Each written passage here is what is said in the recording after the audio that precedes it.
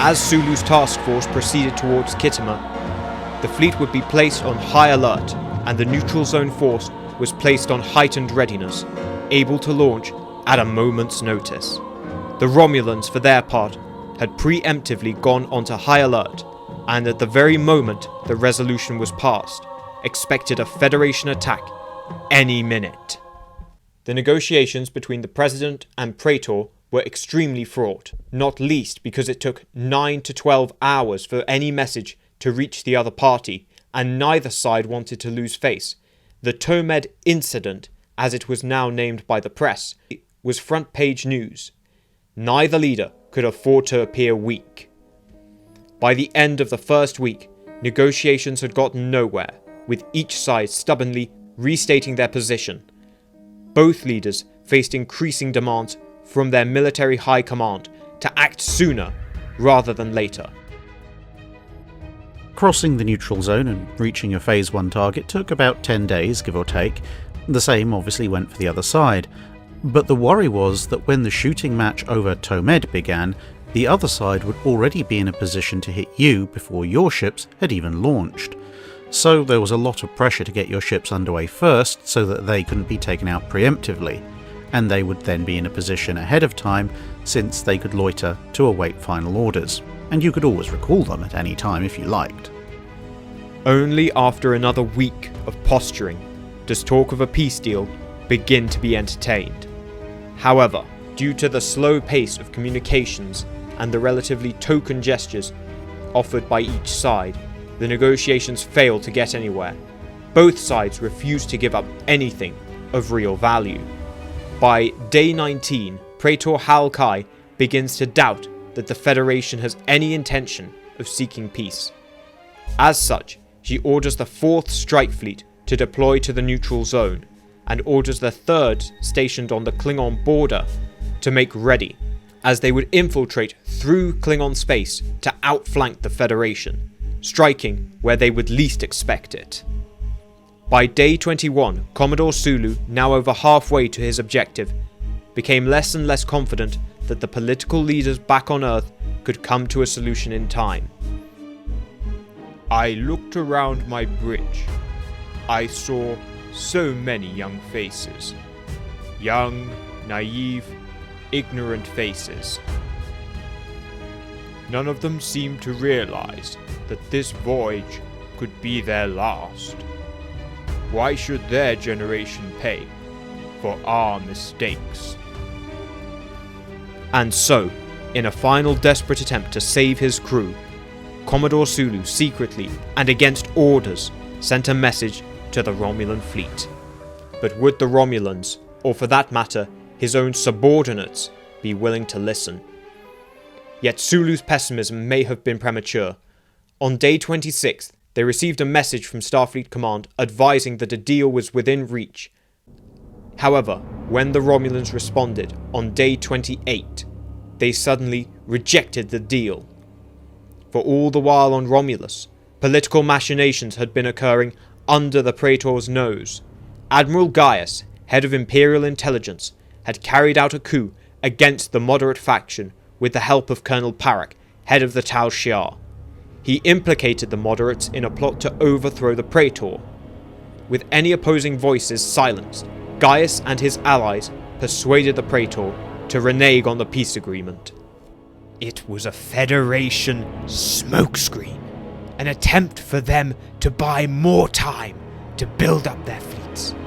We had already spent decades dithering away our opportunities. The time to strike was now, or we never would. After sending her response, the Praetor ordered the strike wings to launch. They were to proceed to target and then stand by for final orders before they strike their targets, much to Gaius' disapproval, who saw no reason to hesitate.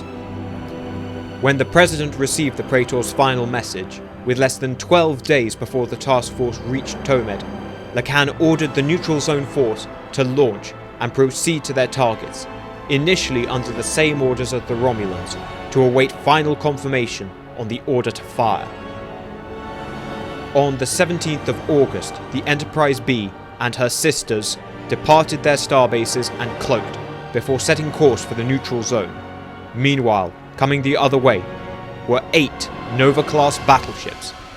On the 22nd of August, the first encounter between the two fleets occurred when the USS Rio de Janeiro detected a cloaked ship moving through her patrol zone. She had happened upon the IRS Crimson Wind, on course for Terrell. Yet, as she moved to intercept, a pair of escorting white winds decloaked and opened fire, destroying the Rio de Janeiro, though not before sending a distress call to the starbase on Layer 4. Upon receiving this information, Admiral Drake immediately sent out the fire order. Soon after receiving this order, the USS Ohio under Captain Ramsey was engaged by a pair of Tallis hunter-killers, both moving under cloak on an intercept course with Ohio. Ramsey dropped to impulse and began evasive maneuvers. The Tallis, to his port bow, stayed on course, seemingly losing track of the Ohio. However, her wingman, approaching from aft starboard, began to gently turn into Ohio, now matching on a parallel course. Yet Ramsey was not certain if they had detected him, as this maneuver was a typical Romulan search pattern, designed to flush out a cloaked vessel. Holding his nerve, Ramsey maintained course. If he tried to engage warp drive, he would almost certainly be detected. He could not engage one bird of prey without risking attack by the other. Ramsey waited until the flanking bird of prey came about, executing a stitch maneuver that would cut him off at the fore and aft. As it closed, Ramsey launched a decoy to his starboard. The decoy obscured the sensors of the flanking Tallis, but Ramsey needed both ships to buy the deception. The Tallis on a parallel course then turned towards the decoy, giving Ramsey the chance he needed to escape, resuming course to Vax. But he had betrayed his presence to the Romulans. This would not be the last he saw of them. 40 light-years away, a similar situation was being played out as the IRS Verdant Flame received an EAM from High Command. The message stated that Federation vessels had been detected moving through Romulan space, likely with hostile intent. Soon after receiving the EAM, an Akula-class cruiser appeared on the Flame's sensors, having lost her escorts in the neutral zone, and with no sign of the third strike wing, which should have been on her flank after crossing through Klingon space. Commander Nithara was alone. She would have to deal with the Akula herself. It was not clear how the Akula had found them. They may have tracked the EAM broadcast, or may have estimated her position from the other ships they were tracking. Standard doctrine advised evasion in this situation, but the Akula was faster, and with no one to watch her back, it was likely that they would find them again, and so Commander Nithara ordered to attack. With the Akula closing from aft starboard, she ordered all ahead and turned 15 degrees to port, putting range between herself and the Akula. As the Akula moved to follow, she decloaked, firing a full spread of 6 torpedoes at the Akula before immediately recloaking.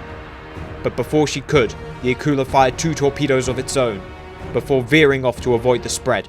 Unfortunately for Nithara, the torpedoes had locked on while she was still cloaking, and thus had lock, and her shields were now down. Acting quickly, Nithara ordered a hard stop and full reverse. The resultant gravitic cavitation caused by the maneuver confused the torpedoes. The first overshot completely, but the second detonated overhead. The damage was relatively light and did not compromise the cloak, but it heavily damaged the ship's communication array, leaving Nithara flying blind.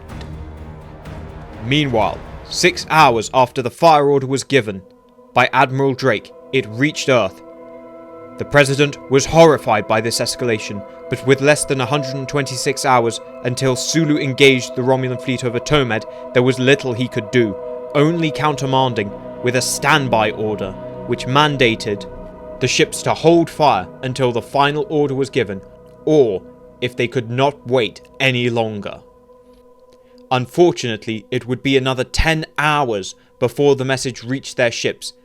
On the 22nd of August, the USS Typhoon attacked and destroyed her first target, a supply depot on Gamma Hydra, killing 150 Romulan personnel. This was the final push the Praetor needed, giving the final authorization to fire.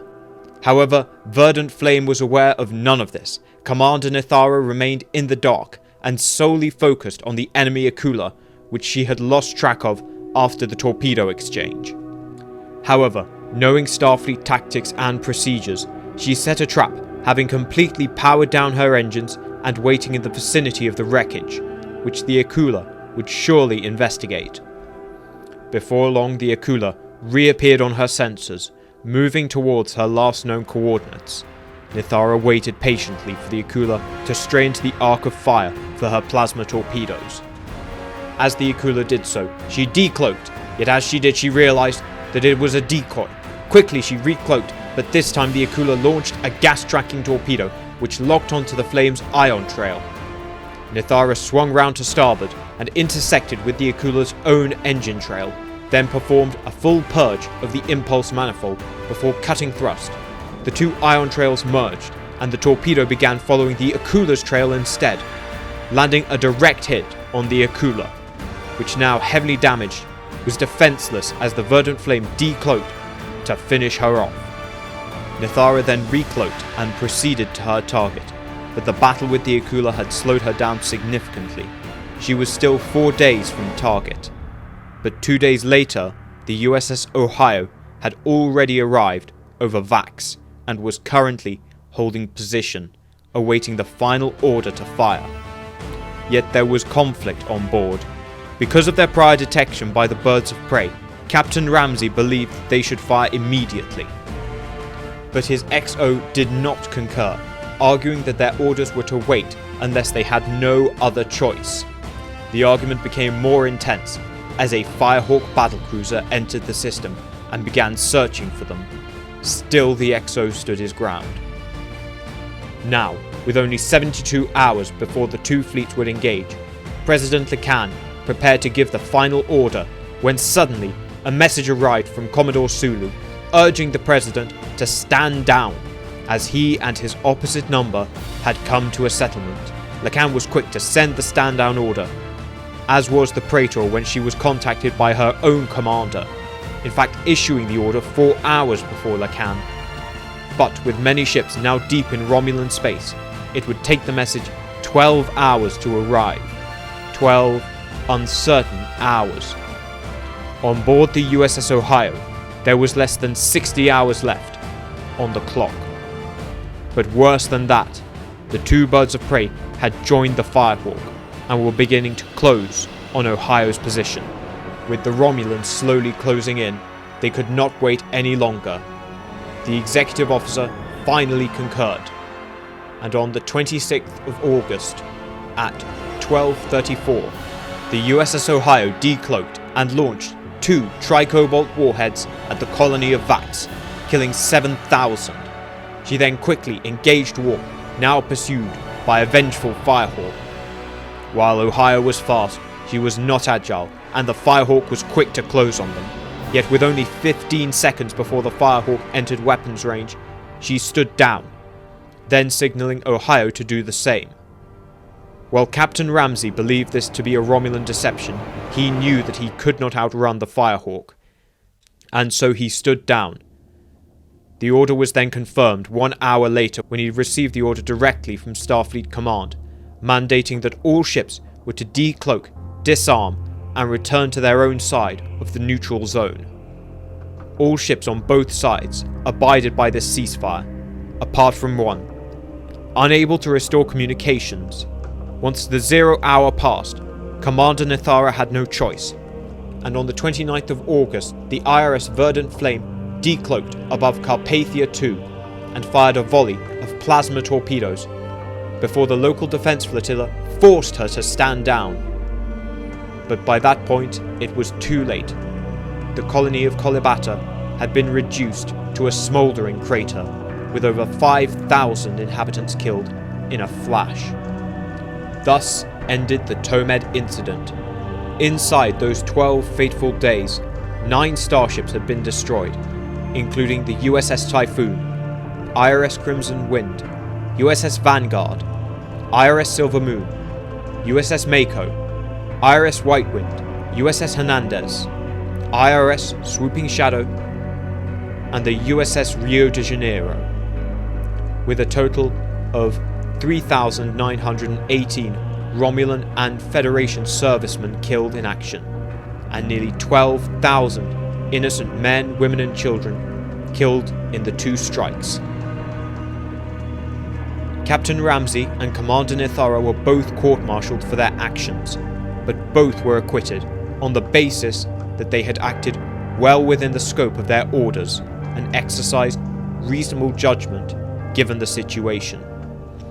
Commander Nithara declined to give an interview or statement for this film. Can't say I ever met her or even gave much thought until you mentioned her. We may well have been the only two officers who fired on their targets that day, but that's probably about where our similarities end. You ask me would I do it again? Well, personally, I would. I think any of the men and women who served in that period would understand why. That being said, you need someone to stop stubborn old bastards like me from taking it all down with us. Soon after the Tomed incident, a conference was convened on the planet Algernon, the closest Romulan world to that ever-contentious Typhon sector. The agreement struck between Sulu and the Romulan commander was formalized. Starfleet would dismantle the Tomed base, and the Romulans would keep to their side of the Typhon sector, allowing them expansion into the Karush and Caleb sectors, while the Federation would hold to their side of the border, on a line with the Norcon system.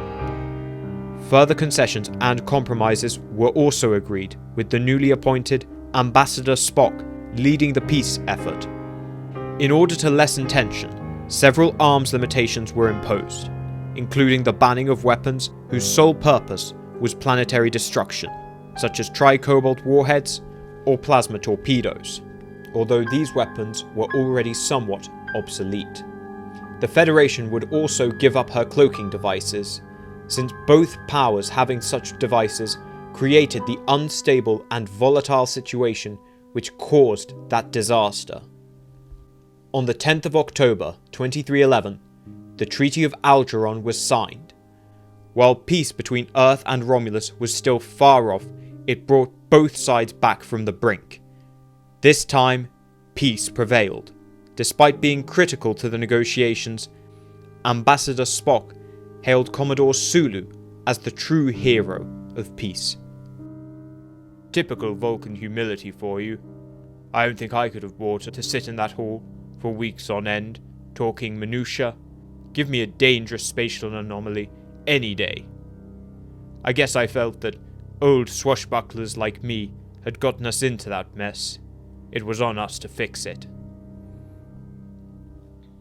Soon after, Commodore Sulu resigned from Starfleet, and in 2325 was elected Federation President and became viewed as the man who ushered in the golden age of the Federation.